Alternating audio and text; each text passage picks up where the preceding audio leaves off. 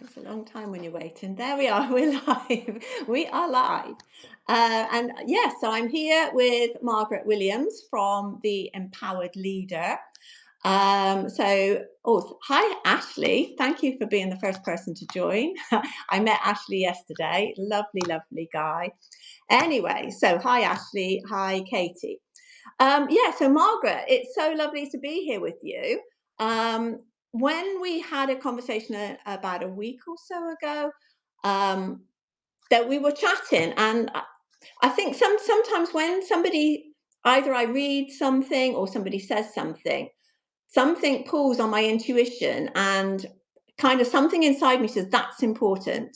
And I've started to really take notice of those messages now. And so the thing I wrote down when I was talking to you is what I've titled this live session, which is this is who I am. And you were telling me about your life and your work, and that really resonated with me when you said this is who I am.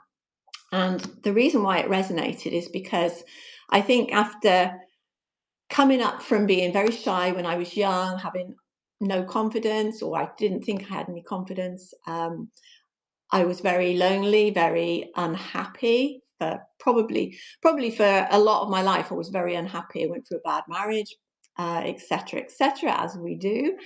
And I finally think I've come into myself. I mean, obviously, I'm still growing, I'm still developing, but all the work I've done over the years, I think this is me, this is who I am. so, what about you, Margaret? Who are you? Introduce yourself. Well, Margaret Williams, and I was born in Ann Arbor, Michigan. I I grew up in Detroit. Um, my mom was diagnosed with schizophrenia, Wow. and I was separated from my older brother um, when I was 3. I was made to go live with my abusive uh, father, who happened to be a minister, and he verbally and physically abused myself and my stepmother, who was an angel. She was an absolute angel. She couldn't have kids, and so when my mother, I guess her and my mother were friends, okay, and Mm-hmm. so my mother realized she couldn't take care of me, so she sent me down. And dropped me off at my aunt's house, which was my father's um, younger sister. And my stepmother said to him, "Go get her. We will raise her," because she couldn't have kids of her own. And she was an amazing woman. And I asked her, I like, "Why you stay with him?" She said, "Well, I have nowhere else to go, you know." Wow. And I said to myself, that was back in, you know, at a time when women were totally relying upon men Mm. for their livelihood. So women had to put up with whatever happened at home, and just to exist. And so Mm. I vowed that I would never ever allow that to happen to me. But the same thing that we say that we don't allow, it ends up happening anyway. Mm. And so through my life, that's just this one instance, okay. So I um I always wondered why my older brother never came around, and I didn't find out till my father died. He said, your father, used to take me around to all these women's houses and have me sitting. He sat on the porch. Okay, the perception is there. Okay, and so I'm Mm. like, okay, I can see parallels from what he's telling me from what I see growing up as a kid. Okay, and so as a kid being taken from your nuclear family first of all, and then being brought into this other place and being your father's bastard child. I'm sorry, but I'm just calling it like I see Mm. it. It's what you are, what it was. Yeah. Yeah, yeah. So to have that stigma, to grow up with that stigma, to have people mocking and stuff like that. And you, the preacher's daughter on top of that. Okay. So I'm in the spotlight whether I want to be a not, and not in a good way. Okay. So I have to live with all that. So I vowed, like I said, I'm never going to let nobody treat me that way. But yet still, I end up, choosing partners just like my father, who I end up realizing was probably a narcissist and perhaps bipolar. Okay. Because he could go off just for no reason.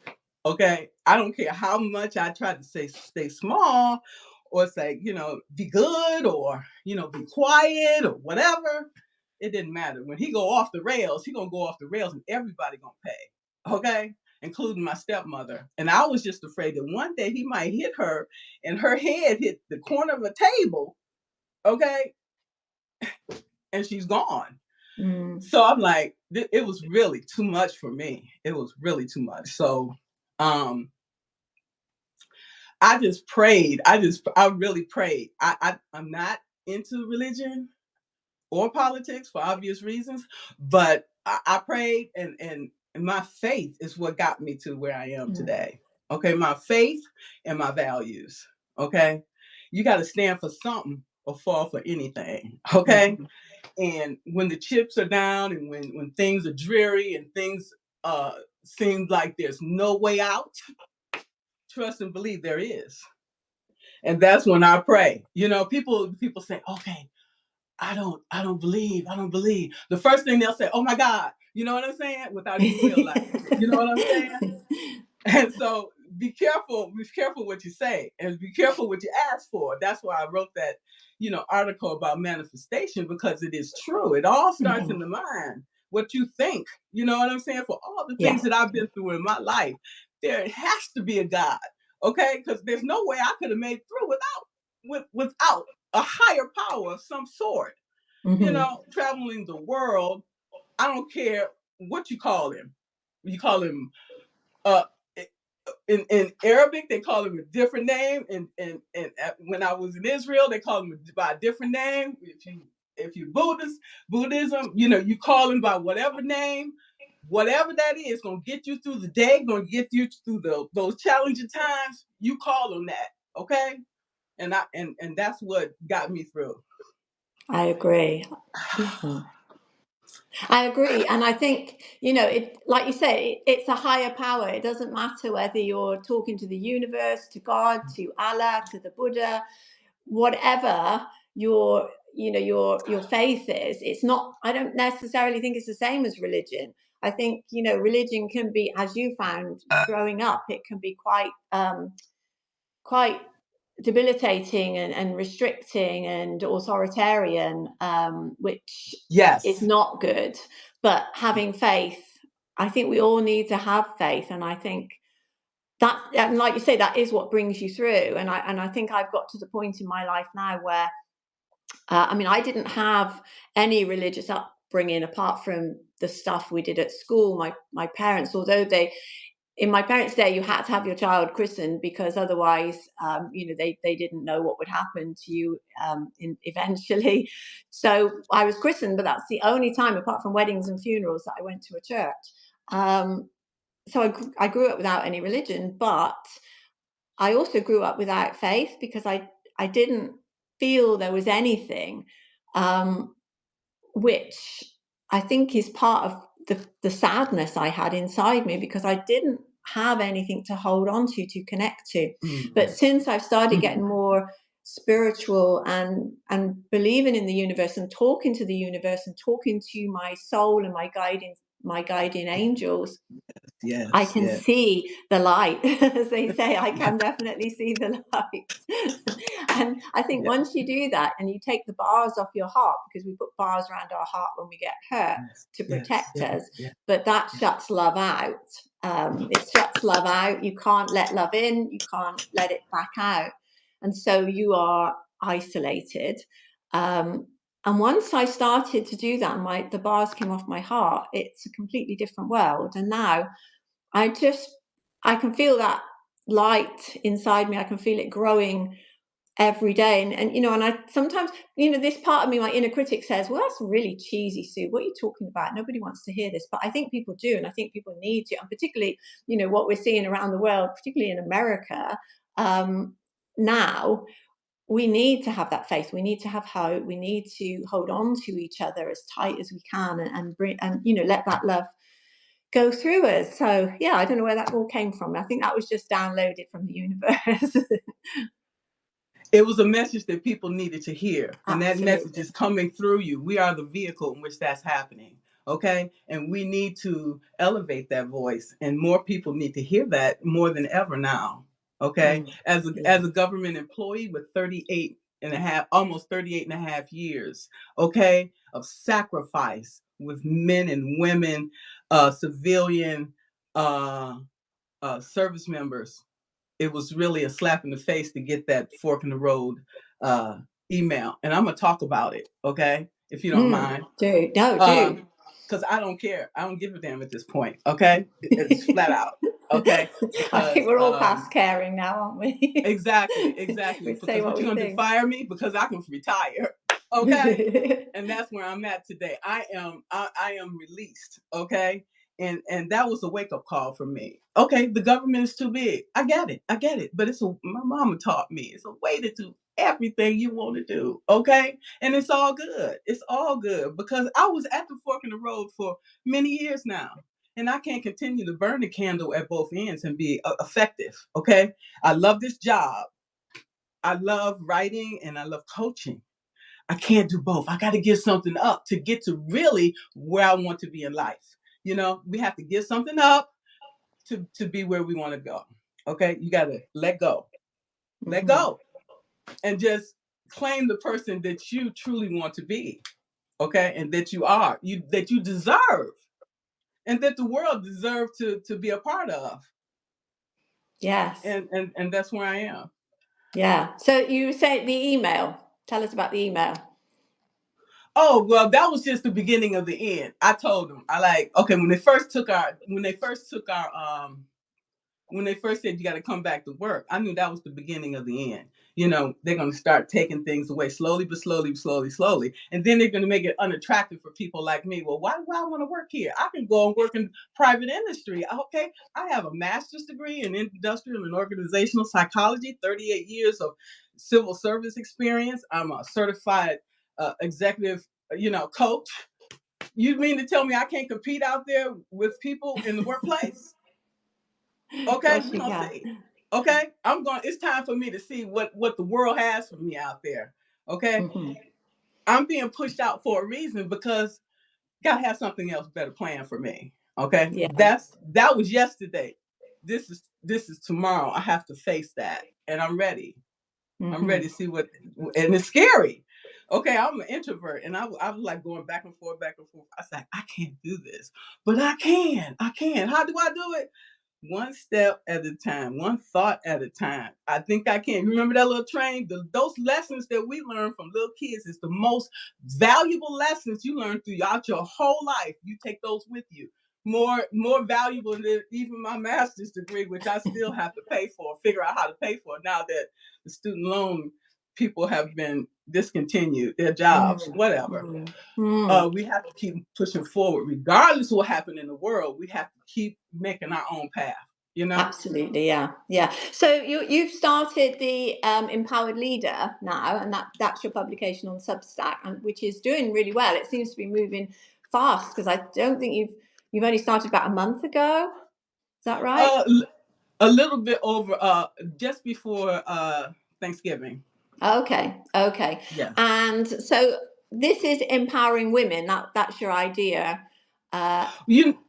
I'm sorry to cut you off. no, I'm go on. glad glad you mentioned that because I started it since I work with government and most places I go to, I'm usually either the only woman Mhm.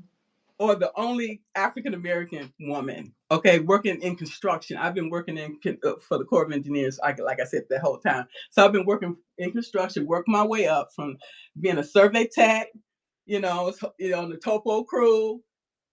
I did it all. I was put in that position when my job was eliminated. And so I just followed it through. I just followed the progression, and here I am. So I know the struggles that women go through in non-traditional fields and how we are treated. And I just rose above all of that. So I'm like, hey, I think I'm a success story and I can help people. And so everybody said, you gotta niche, so I like, okay, I will, niche down, because if you selling products, whatever, who are you talking to? Okay, I like, okay. But what happened was, ironically, about half of my subscribers are men. So I'm like, what do I do about that? I was like, I don't do anything about it. Whoever gravitates to you, whoever gets you, that's who your tribe is. And you have to embrace that. Okay. Yeah. So what I'm trying to do is make things more inclusive now. How that's going to work out, Absolutely. it's going to work out how it's going to work out. Okay. If I have to do something Absolutely. separate for women, I'll figure that out down the road. Okay. We all need to heal. We all want to learn. We all want to grow. We all have the same ambitions in life, whether you're a man or a woman. So I embrace everybody. I don't care who you are. Okay, they got rid of DEI. Okay, whatever. We are inclusive over here, whoever you are. And if you have a like-minded philosophy, you're welcome here, because this is my home that I created for everybody. This is our safe space. Okay, I didn't have that. So I created this place for everybody who wants to be a part of it. Yeah, Let's go. brilliant. Yeah, Okay. yeah. But do you think? I mean, and I really I like the idea of leaving it open to anybody that is called to join you, because a good leader is a good leader, whether they're female, male. They are a good leader. But I think a good leader has a good balance of feminine and masculine energy. So it doesn't necessarily mean they're male or female. It just means they've got that balance of energy, which is what we need, because the different energies, it does balance out. But do you think, and it's a loaded question, do you think we need more feminine leaders? So do we need more women leaders, more women in power, would you say? I think we just need forward thinking leaders. I don't care if you're transgender. I don't care what you are. As long as you have people's right intentions in mind, then go for it. The reason I don't like politics and religion is because people use it to manipulate and control. Mm. That's why I despise both. Okay? Yeah, yeah, Period. That's why I'm agree. a spiritual person and I stay away from politics, because Yeah, I don't need to go there. I I already agree. explained. I think, yeah, if you embrace love and spirituality, stay away from religion and politics, because it's very dividing. Too dividing Just for me. I'm yeah, yeah, and as we know, we're about peace, you know, and wellness. yeah, And so yeah. wherever that is, politics and religion is on the other side of it. Okay? Yeah, Period. definitely, definitely. I mean, for me, I like to come from, like I say, a foundation of love. So the three words that I've been embracing this year in 2025 are love, gratitude, and kindness. And I think if I bring those into my life and live from that foundation, use those as my values, then I can be a lot and I can give a lot, which I think is important. And this is what I'm trying to do, because I started out. Well, I started out in the corporate world, 42 years in retail banking, um, and when I retired just before I was 60, that was when I was one of those people that said I will do that when, which I don't. I encourage people now to do whatever they want to do now and to find a way, but my background was like a career for life. So I stayed in the same career all of my life, building up within the banking. But when I left, I thought, right now, I'm going to do the coaching that I want to do. And I'm going to talk about confidence and write about confidence, because this is what I've helped myself with. So this is what I know I can help others. But having moved on from there and spoken to a lot of people, done a lot of coaching, um, and learned a lot, I think it's more than just building confidence. It's building building a community of people that support each other with love, gratitude, and kindness. And I think when we do that, this is when we are connected, and this is when we can manifest all the things we want in our life, because those three, kindness, gratitude, and love, are the biggest powers, the strongest powers in the universe, I believe. I mean, the universe is love, I believe. Whether you call it God, Allah, Buddha, whatever, it's love to me. There's that energy. And scientists have proven that there is an energy in the universe. They don't know what it is, but there's a definite energy, and it's definitely alive. And I believe that that's love. And because we don't know what it is, I can believe anything I want. So to me, it's love. And as we know, love conquers hate. Okay. Yes. And that's what I'm about. And if you're not about that, then I don't want you nowhere near me, because, no. I believe in karma. So, I Yes. believe in what you put out in life, it comes back to you tenfold. Maybe not to other people that doing the wrong in the world. We can't worry about them. We have to worry about ourselves, and the people that gets us, and the people, Yeah. that gel with us. Yeah. I mean, the people that are doing the wrong in the world, I think that they have that lack of love. I mean, at some point in their life, they lost that connection. They are lost souls, I Maybe want to they say, or part of their soul is missing. They can come back. They can come back to the light, but at the moment, they are in the darkness. That's how I look at it. You well, don't as we agree, I know, think. well, when I look at the Bible, I'm sorry, but when I look at its situation, we have lightness, we have light, and we have dark. We have love, Mhm. we have hate. We have all Yeah. of these yin and yang. We have all of these things, and we have five senses, and we have free will. So we should understand the things that we should and should not do based on our values, okay, and based on the things that we know that are right.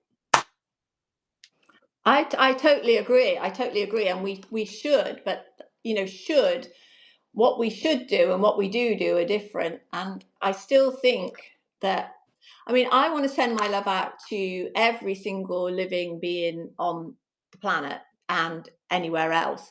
That doesn't mean I have to like them. It just means I'm sending them love. And hopefully that love will heal their hearts and bring them out of the darkness into the light.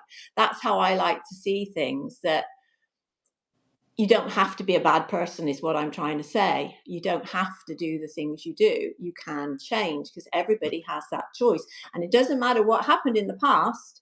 You can close that door and move on from there and say, right, from today, my life will change. I was a bad person. Now I'm a good person, or I'm on the road to being a good person. And people that have been in prisons, been done bad things, they can change. That I think leopards can change their spots, but not. I know not everybody will change. Not everybody finds the way back fully to the light. So we always have to be careful. We can't just meet people and expect them to be good no matter what they say. So you have to be, and this is where knowing your values and knowing your boundaries is important, because one of the things that I learned from going from having a very low self-esteem to becoming the confident, vibrant person I think I am today, one of the things that I've learned that is really important is knowing what your values are, knowing what you stand for, and then putting your boundaries in place to protect that. Because there are predators who will use you if you don't have strong boundaries. That's just how it is. But again, if you're coming from a place of love, gratitude, and kindness, they are strong energies. Your vibration lifts, and you have these low vibration predators. They might try knocking on your door and trying to get in, but it's more difficult when you're coming from a strong foundation of love, kindness, and gratitude, and you've got your boundaries in place, and you know what you stand for. I think you're well protected. That you're kind of a much stronger person. Does that make sense? Do you agree with that? I totally agree with what you're saying, but you just have to be aware and pay attention to the signs. Your body, pay attention. Yeah, Your body will tell you. You get certain. Sometimes the hair will raise on on your yeah, skin. yeah. Sometimes you'll get chills. Sometimes something will tell you you'll feel something's not right. Pay attention to these signs. It's something is telling you. These angels around you are telling you to be careful, or it's Mm. telling you it's okay to embrace this person, vice versa. Yeah. Yeah, definitely. Yeah. Yeah. I mean, your body, like you say, will send you signals all the time, letting you know. Because the first thing when you see somebody is somebody's walking towards you and you don't know them. The first thing your body, your brain will think is this a friend or is this a foe? And Hmm. because it Hmm. wants you to survive, and that's the only thing your brain cares about, your survival. So it will make that decision in an instant, in a flash. It may or may not be entirely right, but it will make that decision, and then it will build up on all the information it gets from that point on. Which is why sometimes you meet somebody and you think they're absolutely amazing, and you completely fall for them, and then a Hmm. little while later Hmm. you think, there's red flags coming up now. And sometimes Hmm. we get ourselves into a position where we ignore the red flags because we think, no, no, no, this person is wonderful, I'm in love, blah blah blah. And I've been there and Hmm. done that myself. And then further down the road we realize that we should have taken notice of those red flags that came up, but we didn't, because we thought, actually, this person's making me happy. But and that happens a lot in narcissistic, no, I can never say this word, narcissistic relationships, that you fall so deeply it's hard to get yourself back out Absolutely, and I think that's a great article to write about in the future. But again. what I try to do now is try to write about light-hearted things. It's enough chaos and challenges people are facing outside the world. They're looking for inspiration and motivation. So that's the thing. That's where we come in, you Yeah, know, yeah, and there's that's enough doom where and gloom. exactly you can just pick up your phone. You can see something on the news. It Yeah, doesn't take much.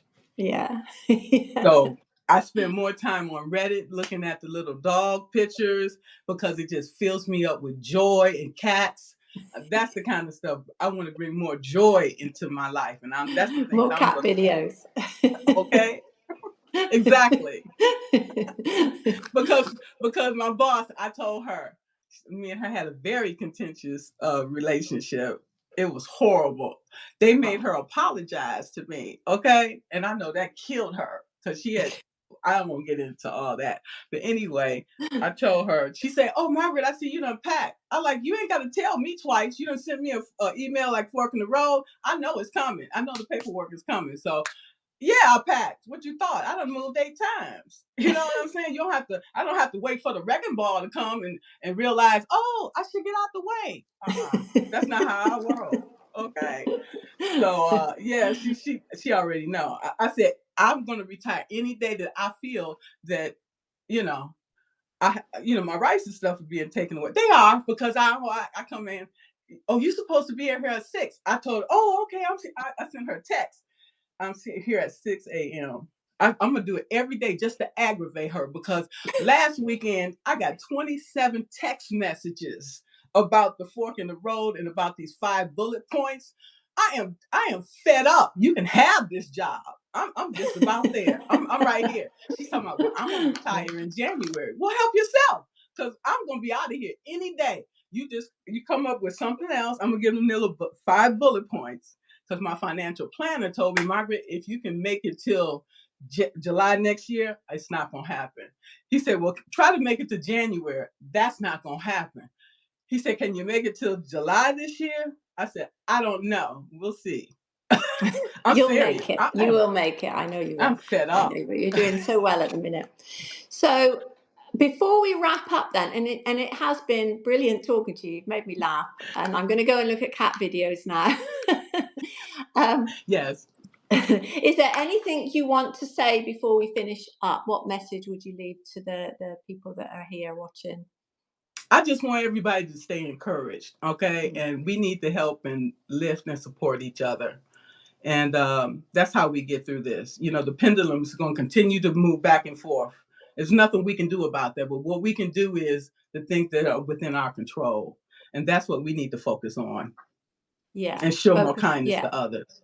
Absolutely. Yeah. Focus on what you can control. And and for me, I would say try and live from a foundation of love, gratitude, and kindness, or develop your own words around that, however you want to live your life. But believe in something, have faith in something, and let that be your mission of where you're going to go in the future. So, Margaret Williams of the Empowered Leader. It's been so wonderful talking to you. I've really enjoyed this. So thank you for being here. Thank you so much. And thank you. thank you everybody for being here, and thank you for your comments. And I think Dr. Bronze Rice, you're going to join me and watch more cat videos. That sounds great. All right. Brilliant. Thank you. I'm going to end there then. Thank you everybody. It's been wonderful. All right, bye. Bye.